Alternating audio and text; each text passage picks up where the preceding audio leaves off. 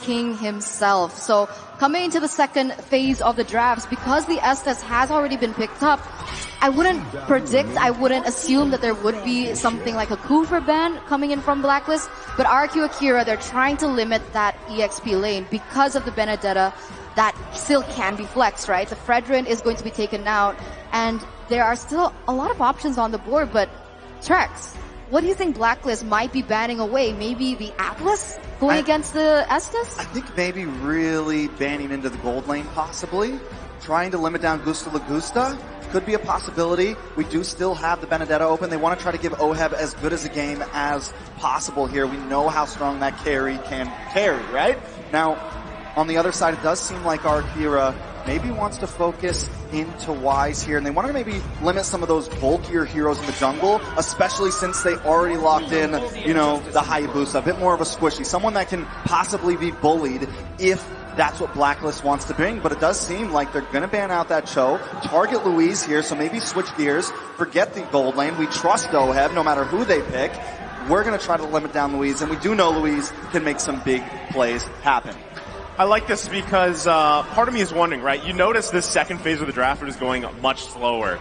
And something that I'm wondering is, yeah, what do you lock in the jungle for Wise, right? Now, it wouldn't be crazy if Benedetta even appeared in the jungle, but so far, if you want to run with a utility jungler here for Wise, it is possible. And at the same time, you got to keep in mind, you're going to be going against the Hayabusa, right? So does that end up being the assassin matchup? Do they decide to opt for that utility jungle, be a little more tanky, provide yourself the peel, that durability?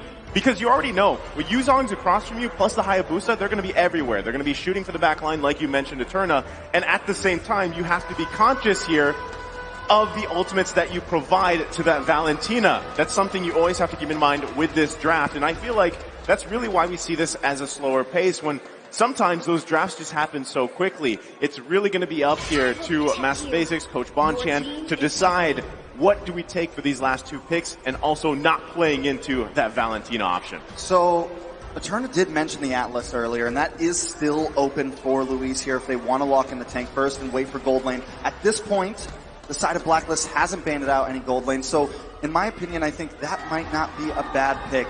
But do they want us so that they can save the jungle for the end? It does look like they're going to lock in that Beatrix for Gusta Lagusta here. I like it. I definitely like it. All right. Why do you like the Beatrix pick? You like it because of the win rate? Well, no, Did you see the win rate? That is true, but it shreds through some of this tankiness. It can shred through with all the heal that's going to come from Oh My Venus here. It's going to be able to possibly get through that. And if Wise does pick, you know, a signature tanky role for the jungle, they already have an answer locked in, and they do, in turn, bring in that Barats. Oh, this is a strong front line, right? Typical Blacklist. Typical Blacklist. You know, Naisu, maybe you have a better comment about this, right? Because when I look at this, I don't know if Akira have enough damage to penetrate through this, right? Because the Barrett in itself is already so sustainable, coming in with the healing from Estes. Like, the great thing here is, now, the carry is, I mean, yes, when you look at the lineup, you think Blacklist International. Maybe you interchange this carry with a different marksman pick, but still, it is them, right? It's their signature here. I think what this is going to actually do for Akira, aside from really limiting these options for Rome, for Luis, is now you have to force yourself to build against all that sustain and, of course, the tankiness. But you guys called this earlier. The Atlas comes out here for the last pick for Akira. That was all Eterna who called that pick. It's typical, right? When you see an Estes, you know that the opponent is going to clump up as 5. So how can you take them down as a whole? The thing that Blacklist did was take out Lolita, which makes sense, right? Because Luis loves the Lolita. He hasn't picked up the Atlas before, so they're playing into that. But now Akira, they're taking a risk here. They're picking up the Atlas, and every time I see an Atlas pop up on screen, I feel the hype, and I'm so excited to see how exactly they can actually pull this off. Most definitely now, the coaches have walked off the stage. The crowd is ready. I think everyone around the world right now is ready for this. Now, Naisu, how you feeling about that draft? I like it, man. And I mean, we're going to be jumping right in here to game number 1. between Blacklist International and RRQ Akira. Who's going to make first blood? It's up to both of these teams for a strong start. I mean, first up, look at how many purifies that Blacklist has, right? That's got to be 3. We'll see it in just a moment, but this shows that Blacklist, they are going to respect the potential that RRQ Akira has with the Atlas last pick coming through. We have the purify on Haji, on Oh My Venus, as well as Oheb. So it's not going to be as easy for RRQ Akira now, as they are going to have to calculate on all these spells and their timers. Oh, right now already the focus on the top side is first blood for Haji under a minute in. Yeah, Edward already claiming some dominance in that top side, but honestly, Blacklist did work that into it. We have to watch out for Haji, though, with the rotation of this Sparza early on, using that wings by wings. They're going to be trying to make ganks quick. They're going to be trying to make ganks very, very fast, and how that affects RRqvsblckinternational is, since they have King on this Hayabusa, you want to kind of play aggressive early on. And if Blacklist can slow them down in that, if they can take an early on lead, it's going to be a very rough game for them. It's going to be tough. I completely agree with you here. You can already feel the pressure that has been built by Blacklist here even earlier on. And whenever Blacklist wants to go in, since RRqvsblckinternational, they're a little bit more reliant on that level 4, the rotation doesn't seem to be as fast, and therefore they're drawing into the tempo that Blacklist initially wants. And here you go, Haji, once again, it's at the top side. Yeah, he was up there.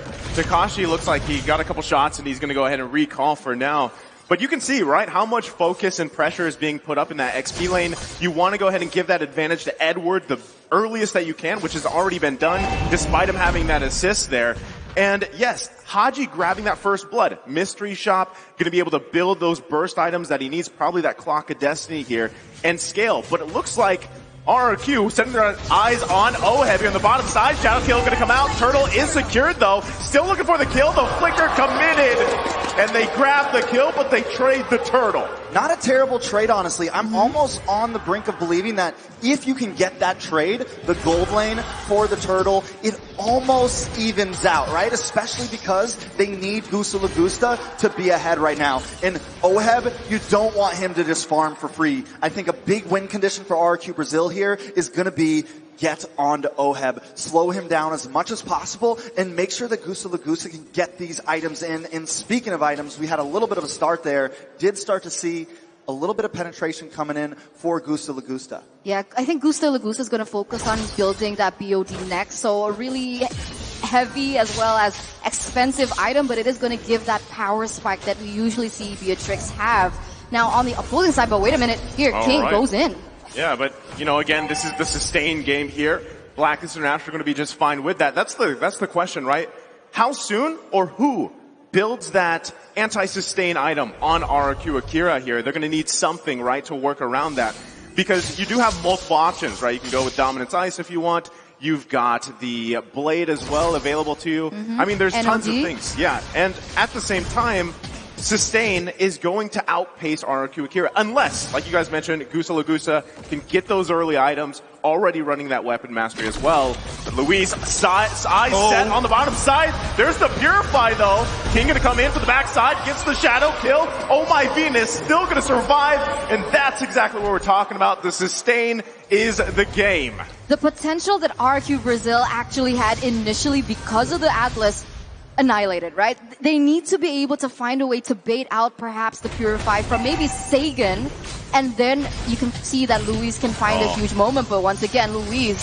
Edward owing in with the angle, able to secure a kill as Luis falls. Using that Electo final blow and also just getting a bunch of extra gold here. Can we just talk about the fact that Edward is in the bottom lane right now, in the gold lane, all the way from the top side? This is the problem when you give Edward that Benedetta. He's one of the most proactive EXP laners in, I mean, all of MLB, especially with a movable, with a mobility hero like that. He's all over the map early on already. I mean, look at the pressure he's already putting there. Takashi, though, Black Dragon form going to come out. It's King that falls. They're still going to be going, though. Haji now focusing on Luis. He's in trouble. Almost didn't even need to get eaten up by Wise as he falls as well. And now it's Gusta Lagusta on the run here. 4 members of Blacklist International going to get cut off by Agent Zero. Grabbing another kill here, going to the hands of Haji. One by one, they all fall down to the Blacklist International Ube strategy. Haji, Oheb, as well as Oh My Venus, they're being so active on the board. And it makes sense, right? You can see the Farsa already starting to hit that damage power spike because of the emblem she brought in, as you can see here on your screen. That mystery shop is going to make getting those items way quicker. And right now, it's starting to make a huge problem for RRqvsblckinternational. They're already standing at a 5,000 gold lead. You know, one thing I'm a little bit worried about is King's emblem choice, right? He's not going to get a whole lot of 1v1s here, especially dealing against Blacklist, who we know like to clump up. Now, taking a look at these items, Beatrix has locked in that bot, but wait a second. You're going to find Edward. Can he escape? It's 4 members. RQ Akira. Edward survives. They just can't seal the deal right now. It is starting to become a problem. The survivability right now of Blacklist, even without Oh My Venus around. Haji. Okay, he gets the flicker out. As you were saying, Trex. Nothing too major there, but at this point, Blacklist is just controlling the map. I always like to refer to them as more of a rubber band team, but when they do get that advantage early on, it is just trouble for the enemy team because they bring some of these late game heroes like Barat. So if they can get a gold lead on you, like 6K right now, it's just so hard to come back from. It's hard, but the one thing that I noticed is because Blacklist, they're rotating as 5 most of the time, maybe 3-1 split. Edward goes in a separate lane. They need to still be aware of those side lanes, right? Because previously we saw that RRqvsblckinternational was able to push that bottom side a little bit, get a little bit of chunk from that tower, and maybe that's how they can work around it. I do like the fact that Brazil did not try to contest that turtle, right? They know the deficit they're in right now, and I think at this point their only option is to not force fights. Blacklist, I don't think, is going to make any mistakes at all, honestly. And as we're now seeing on the screen, Oh My Venus picked Estes 57 times with 46 wins. That is an 86% win rate. Wise. Takashi, just like that, they're going to go ahead and grab it and the turret here. This is the discipline of Blacklist International. They also have that massive lead, like you guys were mentioning. And yeah, going back to it, that's an 80% win rate on the Estes here. That's huge. Definitely huge. very, very and it's not something that we're concerned about. Like, we're not surprised because that is Venus's power hero. And at the moment, this is looking just like a clean-cut, well-executed game for Blacklist right now, giving no room for RQ Akira to breathe at all. I mean, they're taking all the jungles away. They're taking all the buffs away. And the Hayabusa, he needs this buff. It's so difficult for him to play anything on the board, realizing once again, like we mentioned, the high and dry. And because they're rotating together, we haven't seen the positive outcome from it. As now, we're going to take a look at the items here 8 minutes in. Well, I mean, item-wise, it's looking good for Blacklist International. 8K gold lead, like we mentioned, 8 minutes in. Again, it's only been 8 minutes, right? And it's tough. It's a tough situation to be in if you're RRQ Akira here, because are you in a position to actually contest the first lord of the game? Probably not. Should you let it go? Now that's up to them. It's better because you don't have to get wiped out. As you see, Wise using the Daytona's welcome, not going to get fatal linked at all. You know, so much pressure was on Luis in this game from the very start. We called the Alice pick. He did end up picking it, but right now, with 3 Purifies on the board, Wise with the Daytona's welcome that is pretty much a Purify in itself. I mean, there's just nothing that RRqvsblckinternational can do right now to make the play happen. It is just spelling trouble all over, and I don't really see a way they can come back. It's brutal at this point, right? I mean, you can see the only thing that they can do is try and utilize the high mobility of the Hayabusa. Try split the map. Try push those side lanes. Try and bait Blacklist from going to the opposite side of the map. But even then, it does still feel like Blacklist is already onto this. And so they're responding accordingly with Edward. I mean, here's the question, right? Most people that have been watching Blacklist International for a while now know that when the Estes is locked in by Oh My Venus, they're going to go to what they're known for, the Ube strat, ultimate bonding experience. Who's usually the hero that counters that? Well, Atlas is a great choice, but when you can't actually utilize that ultimate, the fatal links, because there's also, 3 Purifies? Make it 4 technically with Wise on the Barretts. It's really hard to work around that when you don't have the damage for even follow-ups if it's a mishap. So as you can see already, RRQ Akira are going to lose the mid lane here. Actually, they're holding on to it a little bit, but Oheb decides to take it down anyway, even with the Lord taken out. And RRQ Akira trying to hold on a little bit longer into this game. It's 10 minutes in. Does Blacklist International go for this bottom side inhibitor? We also have King just clearing up on the top side. Rest of the team defending in the base. You can already see the poke here from Blacklist International. Luis might be looking for an initiation. Gets the fatal links off, but gets punished right away as Luis falls. Takashi gonna go in though. King to follow. Gusta getting the shutdown, but Saigon has to flicker out. Gets taken out with a double from Oheb. And this could very well be it for game number 1. As the minions push into the mid side of Blacklist International, looking to end it before the 11-minute mark. Can RRQ Akira hold on? And it looks like they do for a little bit longer. I mean, I don't know how much longer. Blacklist are playing extremely aggressive. They know they don't even need to play super disciplined. They can take what they want right here. Taking another look at these items. Wait a second, Brazil trying to possibly push out. The sustain though, Wise, Daytona's welcome, gonna get eaten up right away. King falls here in the mid lane. Another punish. Just RRQ Akira has no entrance. Whether it's in the front, whether they're looking from the side angles, the back with Yuzong, it just does not work right now. Yeah, it just seems like there is not an answer for them. It might be time to start thinking about game 2. I think the only possibility here, like if I really want to play the devil's advocate, is try to get them to use those purifies with either the Atlas or Takashi on this Yuzong, try to bait out those purifies, and then whoever baited them, the next big CC needs to come in and get them. But that is asking a lot, especially the way Blacklist are playing this. And once either of them goes in, Oheb is so farmed already. He's the second highest gold, or no, he's got the second highest damage on the board as we speak. Once they go in, he is shredding them down. It's hard. It's difficult. I completely agree with you. I would try and bait with Sagan on the Valentina, perhaps with a big play, but even then, it's not possible. They can't look for pickoffs either, and every time King looks for a split push, you see him being taken off the board and giving Blacklist a bigger lead than they already have. And up until this point here, Luis goes for something here. Oh. Let's see what they can do. But another Purify. There you go, Purify. Right, that seems to always be the answer. Hachi gonna get to half health, healed up right away. Saigon though going in, not gonna be able to get anything as he falls. Hachi to grab the kill. Lord here, 1/4 health. Who's gonna be able to grab it? It's Oheb with the killing spree. King goes in, can't out-retry Wise. Trying to run away from his life, goes back. Oh no! He goes back and gets taken out. 3 fall for RRQ Akira. The way they were waiting at the shadows. He tries to go back. He sees them all there. He's like, nope, I'm back. And then he's right back at the rest of the team. There was no escape for King there. This could be the end for Blacklist. It's not looking good whatsoever, as once again, Blacklist going to be pushing this mid lane. Well, they're going in. Luis, one more effort here. Wise going to eat him up. Lord still being worked on. The Crystal half health. They might just lock it in. Edward finally goes down, though. RRQ Akira still holding on.